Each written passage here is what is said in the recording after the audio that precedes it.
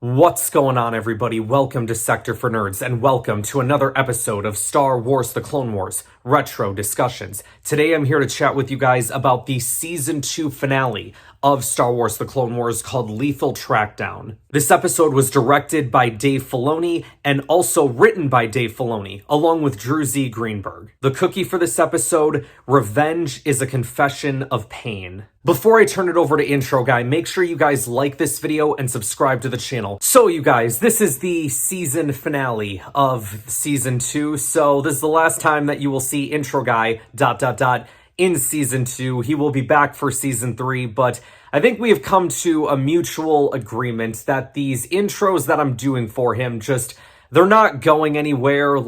No one seems to understand them, and I completely understand that. And I just think that Intro Guy needs to come in, put his ego aside, and just do his job. And he said to me, "Ryan, that is fine, but I need you to do just one more for me." And I said, "Okay, how bad can it be?" Turns out he sends me this long, multi-paragraph intro that he wants me to do for him. But I'm gonna do it. It's one last time, and then never again. Jeez, alright, I can do this. Let's get this over with. And now, he has held frankly an unbelievable amount of nicknames. He is a two-time Never Openweight 6-Man Tag Team Champion and a two-time KOD 6-Man Tag Team Champion, whatever that means. He had the longest reign of any person here on Sector for Nerds. He is an S4N Top 500 #1 ranked intro person, better than Ryan, better than DJ, and better than anyone. He sometimes uses the airport in North Carolina. Why is that important? His only go-to candy bar is always Twix right, never Twix left. He's weighing in at 224 pounds to give us his first intro back tonight in 7 days. He is Intro Guy. All right, geez, I did it. Just do your thing, Intro Guy. All right, geez, that was, oh my gosh. Lethal Trackdown. The young Boba Fett has taken the law into his own hands and made 2 attempts on the life of Mace Windu, the Jedi Master who killed his father. Boba's mentor, bounty hunter Aurra Singh, has taken 3 Republic officers hostage in an effort to force Windu to face Boba on their terms, a tactic that does not sit well with the young vigilante. Appreciate it, Intro Guy, thank you. I'll see you back for Season 3. I will say this much, this episode was far superior than the last week's episode that we talked about. The episode from 2 weeks ago, the start of this Boba Fett arc, was so deep and meaningful, and it felt like we kind of took all of that deep and meaningful stuff out of the last episode, but we brought it back for this episode. Because I feel like I have so much more to talk about this week than I did last week. So I guess without any further ado, guys, let's get into it. So immediately we get to this episode, Boba is just not happy. He doesn't agree with the way that Aura's doing things, and the stuff with the hostages, like, this wasn't supposed to happen, but you know, here we are. And Killian tries to explain to Boba, like, look, you don't have to do this. You're not like them. I know a good soldier when I see one. And Boba kind of snaps because he's like, look, I'm no soldier. I'm not a clone. I mean, you technically are, but I think I get what you're saying. Aurra viciously beats up Admiral Killian. We don't actually see it, but you can hear her, like, slapping him and kicking him, and you hear him screaming out in pain. And again, it's just one of those moments that Boba's just not happy with. What are we gonna do with them? Oh, I think our friends here are about to finally prove useful.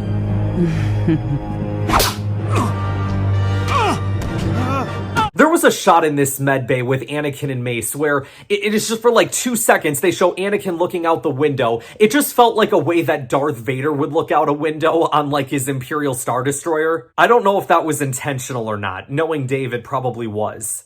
So, what are you planning to do with this son of Jango Fett? I'm not planning to do anything. That kid destroyed an entire cruiser trying to get to you, and you're just gonna let it go? Is there something else I should be doing, Skywalker? How about tracking him down? Mace kind of has a snarky remark back where he's like, oh, so I should behave as this child does. I should seek revenge. And Anakin's response was, how is it revenge if you stop this kid and bring him to justice? I'm on board with Anakin on this one. If he was willing to destroy an entire cruiser, what's to stop him from doing it again? We can't let this kid keep destroying our military vessels. I think this does need to be addressed. But then we get to see Boba's message. We have a situation. We received a transmission from the bounty hunters. Mace Windu, you were lucky to escape. Your friends here were not so fortunate. Until you face Boba, these men will be killed, one at a time. And Boba's talking a tough game, but when the time comes for him to do the walk-in, he can't do it. Aurra tells Boba to pull the trigger, and he hesitates and doesn't do it, but they show Aurra pointing the blaster at this particular clone, and unfortunately that clone was Commander Pons. Pathetic. Boba, do it. Boba! That was Pons. You're gonna regret that, Aurra! And then all of a sudden Mace is the one to be like, alright, I'll go, and Anakin's like, well, wait a second, I thought you had bigger concerns, and Mace replies, although that was before we knew hostages were involved. And Plo's like, alright, guys, hold on a second. First of all, Mace, you are too injured. Second of all, your presence is only gonna aggravate the boy.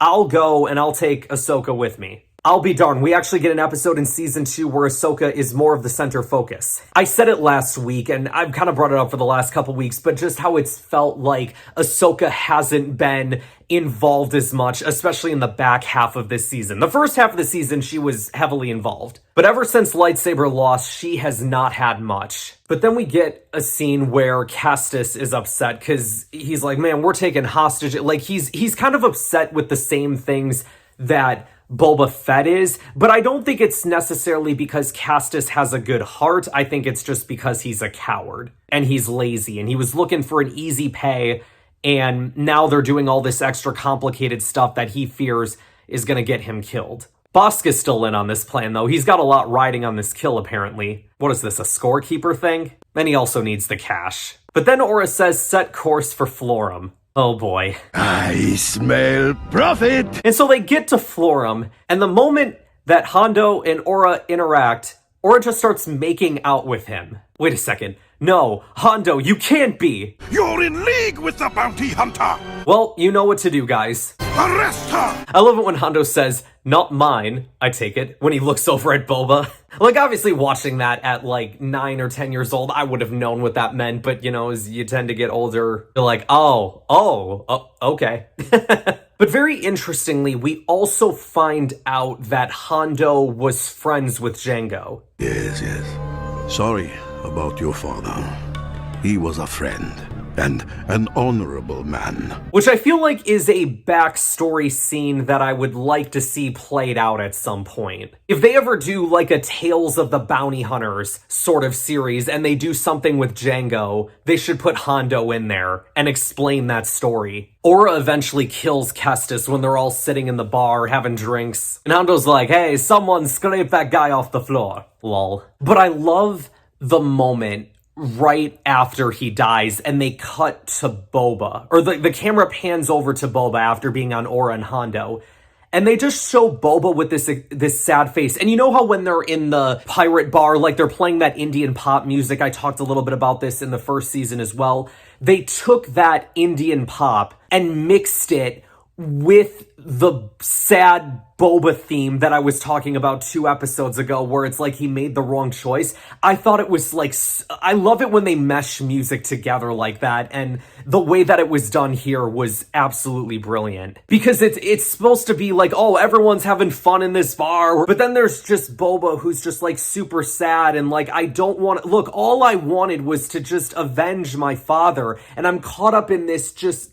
crazy game of bounty hunter politicking and hostages and all this stuff. I don't want to do this. Not the only bar moment we get in this episode, because Ahsoka and Plo go down to the Coruscant underworld, which is kind of one of the first times that we're really getting to explore that. And Ahsoka eavesdrops on a conversation between 2 people, and one of them was a person that we saw Kestis speaking with before Aurra killed him. But Plo tries to train Ahsoka, right? Because he says, you've adopted many of your master's characteristics, let's just say. And it's very true, right? Like master, like apprentice. So Ahsoka tries to be subtle, but it obviously, I mean, it was working for a little bit. which helped her get the information, but then it kind of backfired. Plo gets involved. Ahsoka tosses a bunch of credits over the counter, so everyone goes grabbing for those, and they walk out, and Plo's like, not very subtle. But then Ahsoka explains that, you know, she heard that Aurra Singh committed a murder recently on Florum, and so that's where they head. I do find it very funny when Hondo's like, yeah, you know, my lady, getting involved with the Jedi is never a good idea. Even though you were just doing it a couple episodes ago. But perhaps that experience changed him, you know? But Aurra tries to recruit Hondo, and he says, I will not help you, but I will not hinder you either. This is your fight, not mine. So Ahsoka and Plo get there, and they're greeted by Hondo. And Hondo tries to act all friendly, right? Hello, hello, welcome to Florum. And Plo says,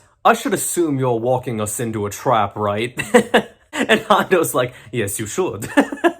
I love this. But you know what? I thought Hondo was very fair in this. Like, he wasn't helping Aurra, right? And he straight up was honest with the Jedi, right? Like, yeah, they're waiting inside the bar, but I have no idea what she's got planned for you in there. So I thought Hondo was very fair in all of this. I'm gonna tell you what, you guys.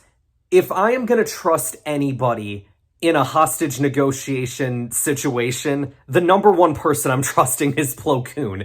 He was absolutely amazing in this scene. Over on my other YouTube channel, Top 10 Character Moments, one of the videos that I did was a top 10 moments on Plo Koon. And this was hands down my favorite Plo Koon moment that I've ever seen. The way that he is just so calm and so, like, has everything under control when things may not necessarily be in his control. Because he's got Boba, who's got a gun pointed directly at his head. Aurra is threatening to kill hostages, and Plo's just sitting there like, okay, we can either do this the difficult way or the simple way. Bad move, Jedi. This will cost you. I wanted Windu. What are you doing here? We can do this the difficult way or the simple way. The choice is yours. And Ahsoka comes from behind and cuts off Aurra's communicator that's like on top of her head, and she's got the saber held to Aurra's neck. And like there's kind of like this crazy standoff moment between Ahsoka and Boba. And Aurra's like, relax, Boba, she's not gonna do it. She's not like you. Ahsoka kind of looks over at Aurra and goes, she's right. I'm not a murderer. And Boba kind of snaps back, right? Like, I'm not a murderer. Like, kind of like a kid would say it. I guess he is a kid, so it makes sense. But I'm not a murderer, but I want justice. And Plo just calmly goes, we are justice. I felt so much sympathy for Boba again in this episode after not feeling any sympathy for him, because he sits there and he's looking at this mother figure that he's got that could potentially die. And Boba's like, no, I can't let you die. I can't let you go through with this. And Aura's like, don't worry, you won't have to. And she has like something in her boot, like some kind of wrist dart or toxic dart, whatever. And she kind of blinks. And Boba takes the gun off of Plo and points it at Ahsoka and tries to shoot her. And it results in this crazy, like, 5-10 seconds of action. Aurra!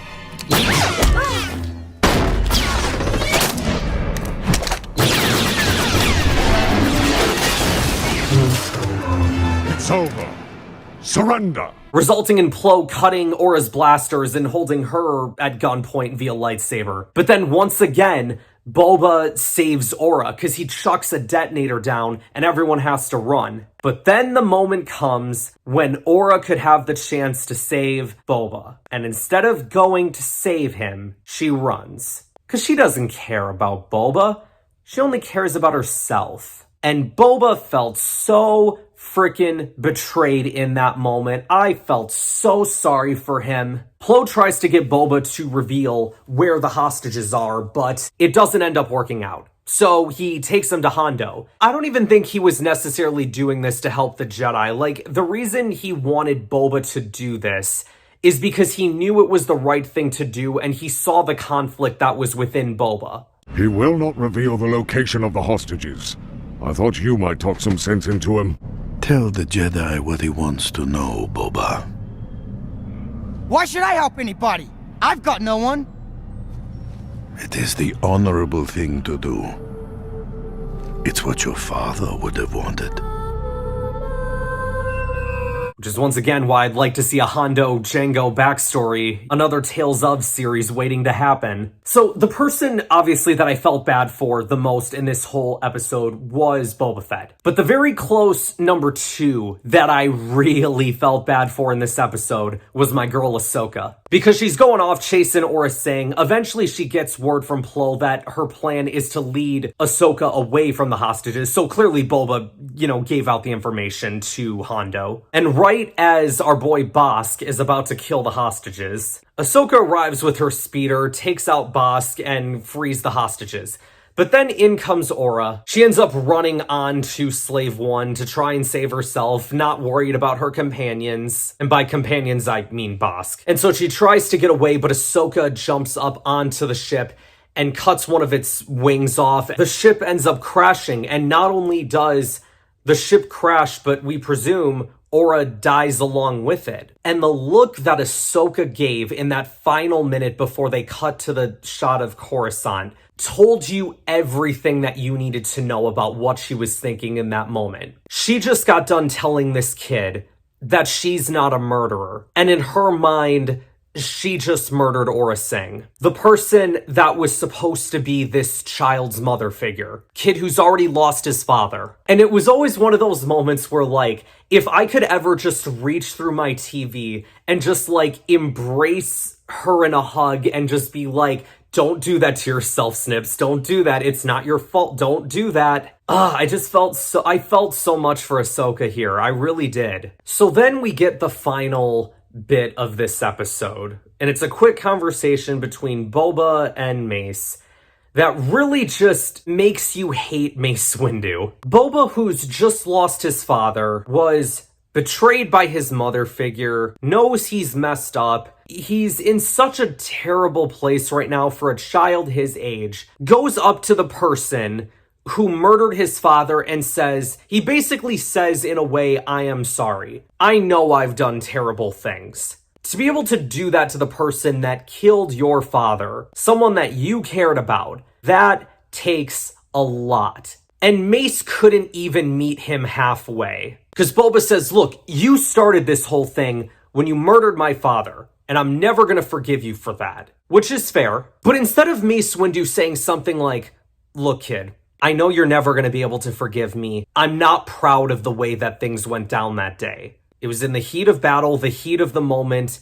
and I made a choice. Looking back on it, I understand it was the wrong choice, and for what it is worth, I am truly sorry for what I have done to you. Instead of saying something, a little more reasonable like that, his response to, I'll never forgive you was, well, you're gonna just have to. What the does that mean? Screw you, Mace. And then you wonder why Boba turns out the way that he does after this. It's like, well, yeah, the man who killed his father was too stubborn to, understand that this child was struggling and hurting. What a crazy episode. So much happened in it. The conflict with Boba, the destruction of Slave One, the death of Aurra Sing, for now. And I think looking back on it, this should have been the moment where Aurra Sing died. I think you could have done, obviously a little bit of foreshadowing to season 3, Aurra is still alive. I think you could have done this, the episode that you did in season 3 with Ahsoka and her visions, I think you could have done that without Aurra being there, and you could have had it be a completely different bounty hunter. Because what is Aurra Sing's death in canon, you guys? I mean, we don't actually see it, but we hear about it from Lando Calrissian in the Solo movie. When he meets Tobias Beckett, he says, oh my gosh, you're Tobias Beckett. You killed Aurra Sing. So you mean to tell me that, one of the coolest bounty hunters in the galaxy, one of the, more established bounty hunters in the galaxy, was killed off by being mentioned in my opinion, meaningless standalone movie that did nothing for anyone. That's how we kill off Aurra Sing. Really? Let me gain my composure. Got a little worked up there for a moment. We gonna bring it back down. Overall, you guys, I really enjoyed this episode. What a heck of a season finale, you guys. Much better, in my opinion, than the season 1 finale that we got. Yeah, it was cool, you know, seeing a new bounty hunter in Cad Bane, and, you know, in retrospect, you know, I obviously really like Cad Bane. But this one, though, like, all of the, not just the action, but all the story bits as well in this episode, just absolutely fantastic. Boba's struggle, Ahsoka's struggle, like, oh my gosh, this was, it was perfect. What a way to go out. And screw you, Mace. That is gonna wrap us up for this week, you guys. Next week, I'm gonna be giving you guys my overall thoughts on Star Wars The Clone Wars Season 2. We'll kind of go over, like, any of the, you know, questions or comments that you guys have had about Season 2. We can talk about how it compares to Season 1. Could be a whole lot of fun conversation there, you guys. And then in 2 weeks' time, we begin the start of Season 3. The first episode being titled Clone Cadets. Thank you guys so much for watching this video. Be sure to like this video, subscribe to the channel, share this video with others to help support the channel. This is command. You must break through enemy lines and take the tower. Comlink, just relayed orders from... We all heard the orders, Echo! Stop calling me that. Stop repeating every order! Less yapping, more blasting!